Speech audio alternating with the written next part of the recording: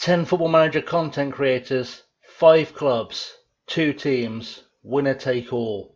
Hit like and subscribe now, and welcome to Versus 5.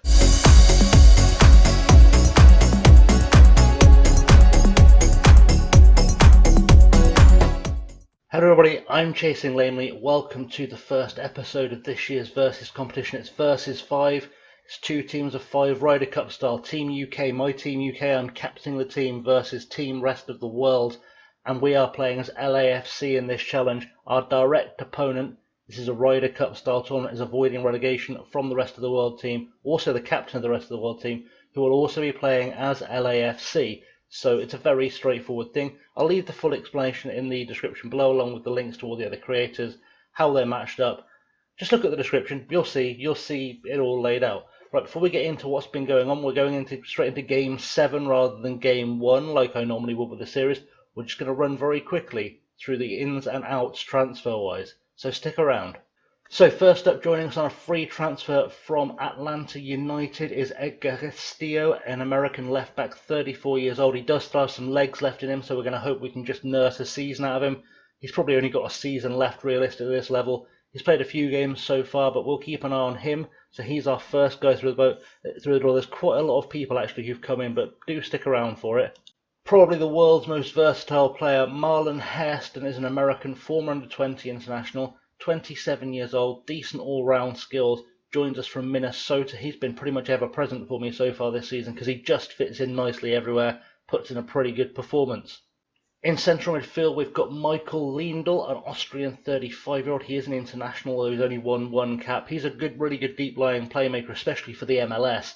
And if you look at these stats, they are disgusting. His physicals, not doing quite so well, but everything else, just, this man's pawn. This man is pawn for this level, and we're going to do very, very well for this guy. I think we're going to do okay. He's joined us from Wolfsberger AC in Austria. Joins for 160k. You can see he's played for some good clubs: FC Twente, 1860 München, Fortuna Düsseldorf, Austria Vienna. He's been around a while, and we're going to hope we can get some good performances out of him. Colin Corcoran was a draft pick, an American 21-year-old. He's a very good player mentally and technically. His physicals need some work. I'm trying to turn him into a striker at the moment, but we'll see how that goes. I might turn him into a midfielder as well. I might just use him as an attacking midfielder. He's not played yet, but I can certainly see a way for him to get into the team. Also joining us in the draft was Bartosz Gawron, a Polish-American 21-year-old again, centre-half who can also play left-back. Not quite the technical specimen that his compatriot Corcoran is, but it's okay otherwise. He's okay all around. I think he's got decent stats for a centre-half, especially a young centre-half. I think we can develop him, so we're going to keep an eye on him, see if he comes into the side a bit later on in the challenge.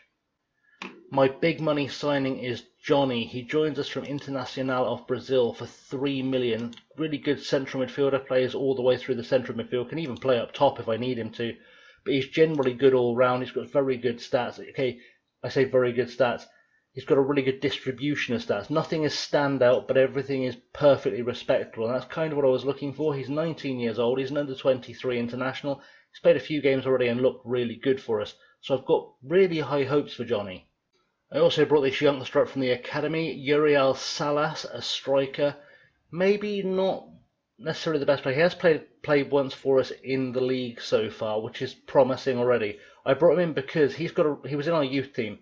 He's got a lot of really good pace, and a lot of the defenders in the MLS are 35-ish. They're in their mid-30s. A guy who can just run, get on the ball, is willing to work, willing to develop as well, that determination.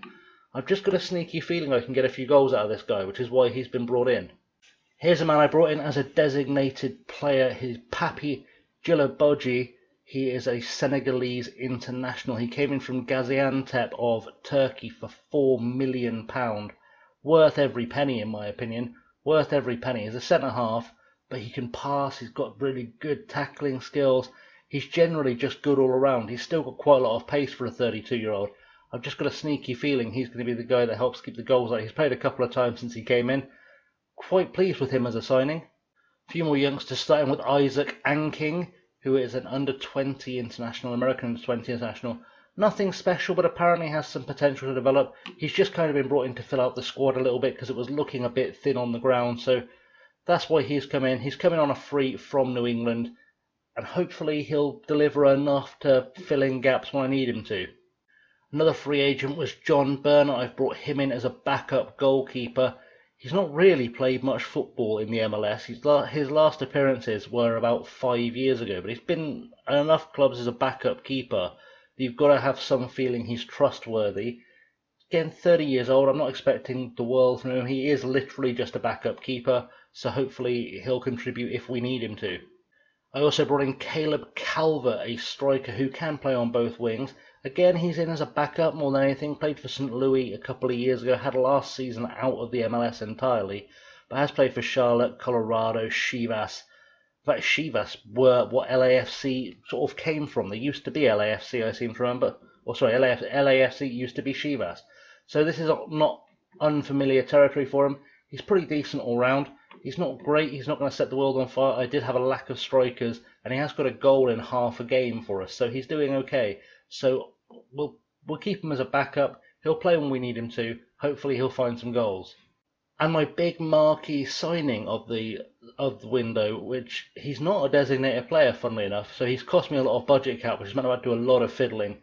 Samir Nasri, the former Anderlecht, West Ham, Arsenal, Man City, Sevilla, Marseille, everyone player, French international, 41 caps, still has it. The creativity he's going to bring to the midfield is going to be great. The fact that he's still got the technical skills, really good. The fact that he can play anywhere in midfield is really helpful when you can only have so many players in your squad as well. I'm quite pleased with the signing of Samir Nasri, and he cost me absolutely nothing, which is the thing I like best about him as a signing. In terms of the outs, the one big out was Diego Rossi. I sold him to Eintracht Frankfurt just to free up some space. I have a feeling that AR will have kept him because he is the second best player in the squad when you get here. I thought about keeping him, but I needed to reinforce so many areas that letting him go was probably a good deal. It says he's valued at 12.25 million. I only sold him for 4.1. But I think, letting him go, he's not massively special. He's not really a standout player. I think he's better than anything I've brought in. Certainly in terms of across, I don't think he's better than Johnny. So I think I've done okay as an across-the-board player. Yes, it's left us a little bit weak up top. But, sacrifices need to be made and goals can be found from all over. So I'm not overly worried about letting him go. I also brought in a bunch of players that I had to waive because I forgot how the cap system works. Feel free to pause the video at any time to see the players who've both come in and been let go. Lyndon Gooch came in and got let go, and that was because I somehow managed to miss a registration deadline. Didn't realise I hadn't registered him, so he came in. I think he played a game, and then something got shifted around when I picked a squad again when I brought someone else. Anyway, he got let go again, which is sad because I think he scored on his only appearance for the club. He did, which, maybe I'm not treating Lyndon Gooch very well in 2 series now. That's fine, I'm sure I'll get over it.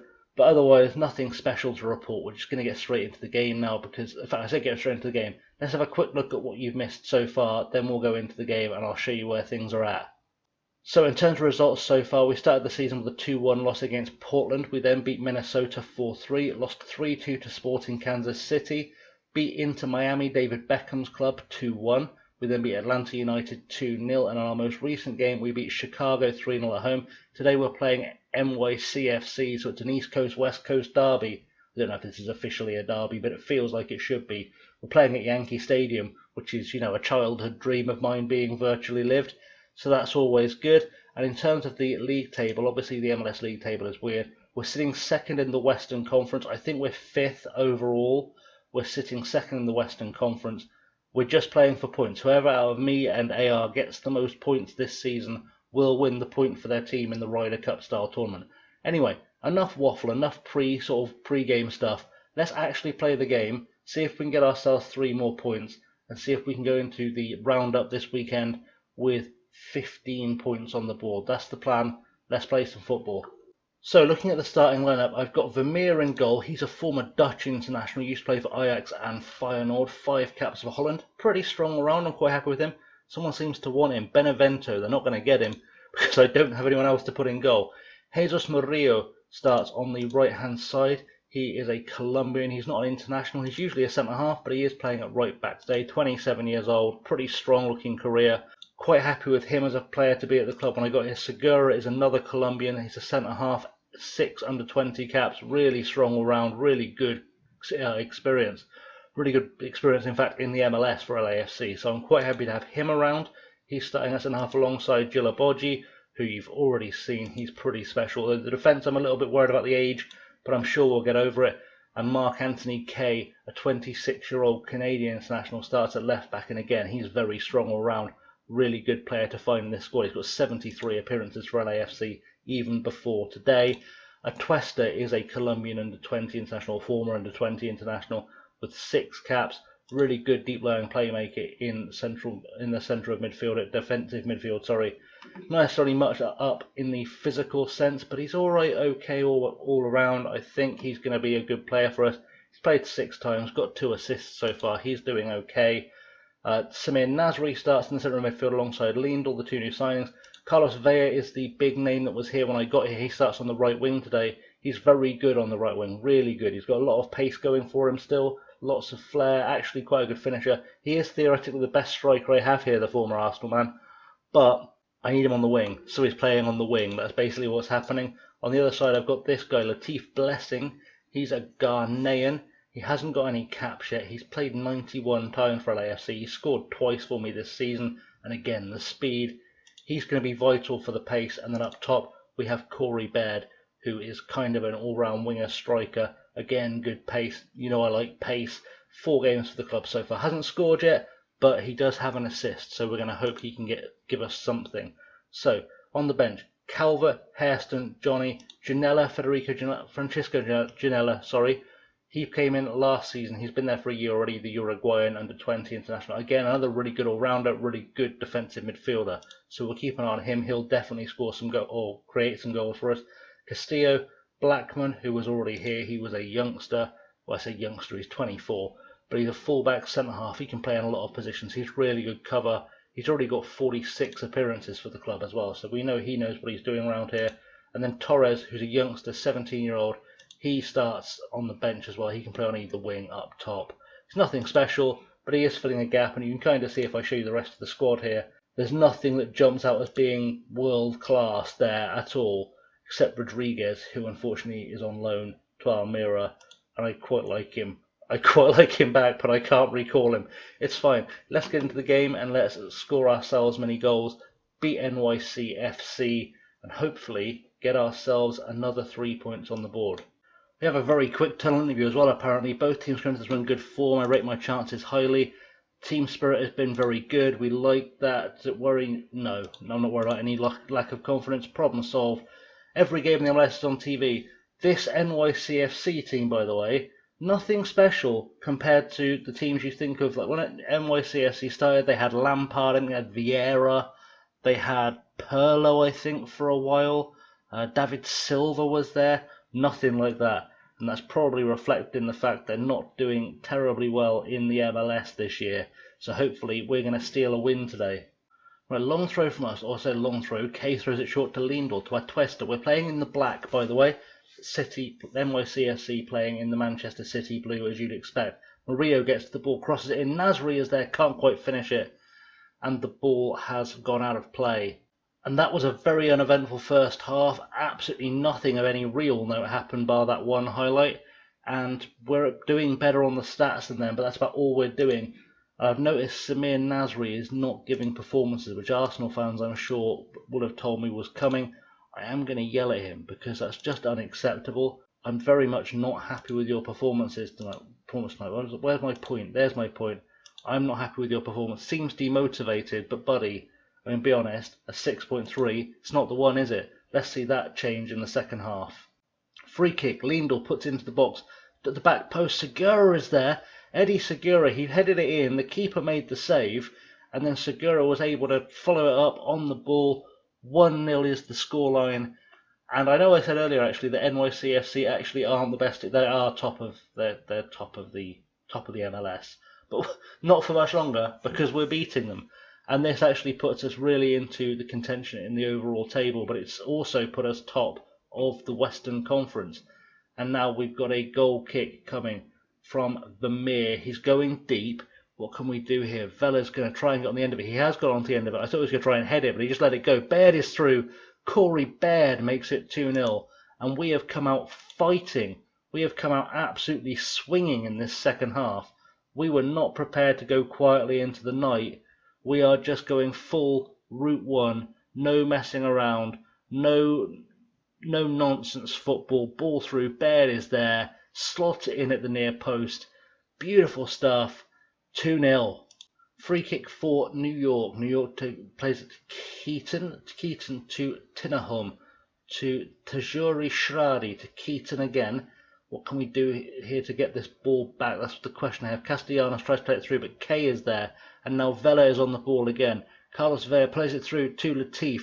Latif blessing. Edge of the box. Can he cut it back? He tries, but Keaton's in the way. And they're going to come straight back at us unless we get this ball back in a hurry. Castellanos is on the ball now. Can we do something here? We've got rid of it. And now Lendl to Jiboja. I need to get used to pronouncing his name. Segura. Ball forward, but it's cut out by the New York defence. Huber is through. And Atuesta manages to block the shot. And we've given away a corner. And I'm still looking at Samir Nasri like a man that needs to come off the pitch. He's not doing well as Morales puts the cross in, headed clear by Segura, and we've survived again. Throw in for City. Sands. Lindahl goes in with a tackle. He's going to get sent off. I've literally just tried to sub him. In fact, I didn't just try and sub him. I was just about to sub him. I am now in trouble. I am now in trouble is what's happening here. Who is not having a good game? That is the question. Because that's going to be what I need to fix. I think it's going to be a case of moving Vea up top and throwing an extra man into midfield, and just hoping for the best. Do I throw an extra man into midfield? Do I throw an extra man in defence and hope for the best? Feels like extra man in defence is probably my best answer here, so that's what we're going to try. We're going to put Murillo into the centre. We'll take Blessing off. We'll put Hairston on. Just in case it doesn't work, I need to change it up. That's probably going to be the way. I think maybe we'll make the wing-backs attacking too, just so we know we have something going down the wings. Baird, what does Baird do best up top? He is probably, it's not really much options either way. I think we'll make him a false 9. That's wise. We'll make him a false 9 and we'll make him an advanced forward. And hopefully they'll play off each other. Hopefully. We just need to hold on to the game. I don't know why I'm tinkering so much. We just have to hold on to the game defensively here. Morales with a free kick. Let's get rid of this. Callens takes a pot, but Vermeer turns it around the post. And we just need to see this one out now. The corner is with us. What's going to happen with Morales in this cross? Can we just get rid of it? That's the plan. Headed out to Vea. Vea just hoofs it up the field. I thought Baird was going to chase it down, didn't quite get there. Just hold on, just hold on. Throw in, Hairston takes it to Johnny. Can we get a third goal with 10 men? That'd be a thing. Hairston back to Johnny, subs combining. Johnny back to Segura. Segura has time, plays it out wide looking for Kay. Kay to Janela. Janela to Baird to Kay. Kay's going on a run. Is he going to put it away? He has put it away. Mark Kay, the Canadian international, puts us 3-0 up with 10 men. Would you believe it? I don't know what's happened here.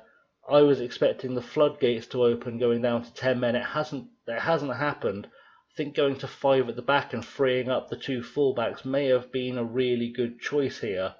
Especially because I know I've got 2 guys up top that can score goals. Segura, free kick, 5 minutes left to play. Hairston, ball forward looking for Baird. Doesn't quite find him, but Jiboji is the one that gets it. Baird is through. Baird surely isn't going to shoot from this angle. Needs to wait for some support. Kay is there. Kay cuts it back to Janela. Janela tries to cut it across for Hairston. The ball goes back to Segura. Segura finds Hairston. He's got choices galore. Johnny now on the ball. Back to Segura, to Vea. Back to Segura again. Ball over the top, looking for Baird. Doesn't find him, and now we're being attacked. Hopefully we'll pick this up. Segura, plenty of time. Just relax. Plays it to Johnny. Back to Segura. We're just playing keep ball. I like this. Vea gives it away to Sands. That's a poor mistake. Ball through to Castellanos, and Vermeer is there to cover it. And we've survived again. We've survived again. It's still 3-0. They have got a corner. I'm going to yell some more praise. If it will let me, it won't. But Segura heads it clear. He must be trying to make a claim for man of the match right now, because he is everywhere on this pitch. And that's full time. It's a 3-0 win with 10 men. I don't know how that happened. Segura, of course, man of the match, because we've seen him here, there and everywhere. Really good performances actually from a number of our players.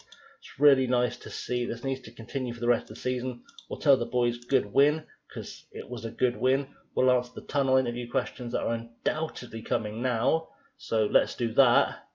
No tunnel interview apparently. So confirmation, we are on 15 points so far for the season. We're going to come back for game 14, which if I can figure it out, I'll tell you what game 14 is going to be.